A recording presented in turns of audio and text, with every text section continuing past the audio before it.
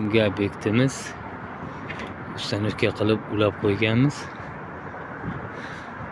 Bochkaning ichida issiq suv.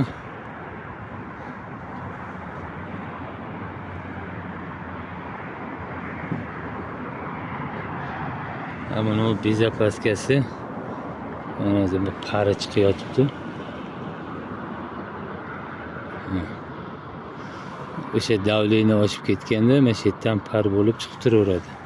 Aristonga o'xshab portlab ketdi, bo'ldi degan narsalar bo'lmaydi. Bunda Aristonga qaraganda bu ekonomishniy, haligi buni quyosh yo'q paytda tokda ishlaganida ham ekonom variantda ishlaydi, chunki buni magnitli klapani bor magnitda. Mana sovuq suvga qo'yiladi.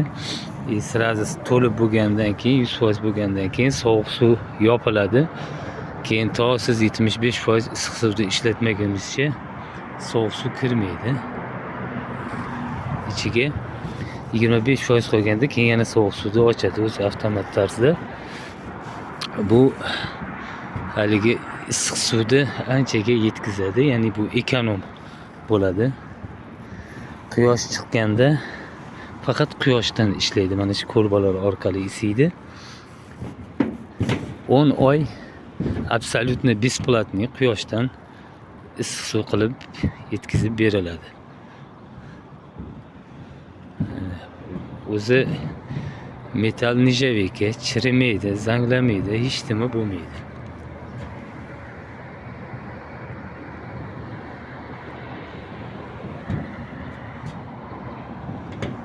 Kimga kerak bo'lsa bemalol murojaat qilishlaringiz mumkin. Hozir pastda endi gradusini ko'ramiz, necha gradusligini.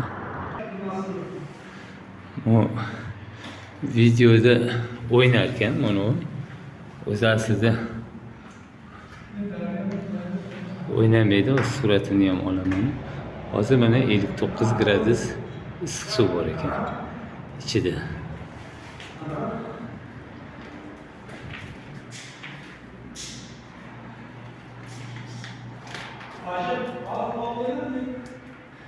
Ekranligiga o'ynaymiz. O'zi avtomat tarzda bu o'zi suvni qabul qilib, boshqa qilib avtomat tarzda hammasi ishlaydi, lekin Wi-Fi ham bor. Mana yonib turibdi. Hozir biz Wi-Fi ga ilovasini yuklab olganmiz telefonga.